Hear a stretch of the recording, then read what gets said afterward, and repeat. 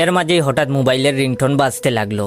মনে মনে কোন শালায় বিরক্ত করলো বলে তার 14 গোষ্ঠী উদ্ধার করতে লাগলাম। মোবাইলটা বের করে স্তব্ধ হয়ে গেলাম। আমার একমাত্র প্রেমিকা অনু নাম্বার দেখেই বুকটা সেট করে উঠলো। এই বুঝি থাপ্পড় খেলাম। সেই থাপ্পড় কি আর ভুলা যায়? ব্রেকআপ করবো ভালো কথা, কিন্তু কি থাপ্পড়ই না মারছিল। এতদিন পর হঠাৎ কল করলো, কারণ কি? বয়ে বয়ে ফোনটা রিসিভ করলাম আর বললাম হ্যাঁ হ্যালো। সে বলল, হারামজাদা কই রে তুই? থাপ্পড়ের কথা মনে নাই নাকি ভুলে গেছস? আমি বললাম হ্যাঁ মনে আছে তো, কি থাপ্পড়টাই না মারছিলা? আচ্ছা এই তুমি কি মানুষ না অমানুষ বলো তো? একে তো ব্রেকআপ করছো, আবার যাওয়ার সময় কিনা 2 গালে গুনে গুনে মুখ 10টা থাপ্পড় মেরেছিলা। সেই থাপ্পড় কি আর ভুলা যায়?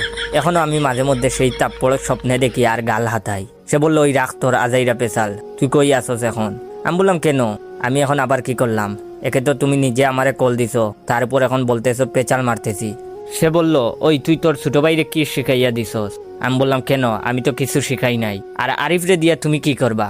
ও আমাদের বংশের একমাত্র ভালো ছেলে, ওর নামে কিছু বললে আমি কিন্তু সহ্য করব না। তখন সে বলল, মিথ্যা বলবি না একদম, তোর ছোট ভাই আজকে আমার ছোট বোন রে প্রপোজ করছে। আমি বললাম আরে বাহ, ঠিকই তো আছে। তাহলে বেয়ান সাহেবা বলেন বিয়া কবে? অনেকদিন হলো কুরমা পোলাও খাই না। সে বলল, এই চুপ, তাবড়াইয়া তোর কান দিয়া গরম দুমা বাইর করমু, ফাইজলামি করস আমার লগে। তখন আমি বললাম, আমি আবার কি করলাম? সে বলল, আমার বোন প্রপোজালে রাজি হয় নাই, যার ফলে তোর ভাই আমার বোন সুমিকে ইচ্ছা মতো পিড়াইছে। আমি বললাম সাব্বাস, এই না হলো আমার ভাই, আমার অপমানের প্রতিশোধ নিছে আমার ভাই। সে বলল, তোর বাইরে বাঁচাইতে চাইলে এক্ষুনি লেকের পার আয়। আমার বুঝতে আর বাকি রইল না, কাহিনী জটিল। তাড়াতাড়ি ফোনটা কেটে দিয়ে লেকের দিকে দৌড় দিলাম। আগে বাইকে বাঁচিয়ে নিয়ে আসি, পরেরটা পরে চিন্তা করা যাবে। লেক বেশি দূর না, তাকায় 20 মিনিটের বেশি সময় লাগলো না। দেখি ছোট ভাইকে অনু হাত দিয়ে ধরে রেখেছে।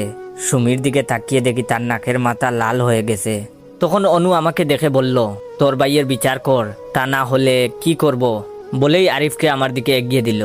অনুর হাত থেকে ছাড়া পেয়ে আরিফ বিদ্যুৎ গতিতে দৌড়ে গিয়ে সুমিকে গুমুর গুমুর করে কিল শুরু করলো।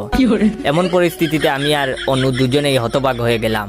আরিফের হাত মনে হয় এতক্ষণে মারার জন্য চুলকাইতেছে। আমি দৌড়ে গিয়ে আরিফকে টেনে ধরলাম, কিন্তু ও ছাড়তেছে না।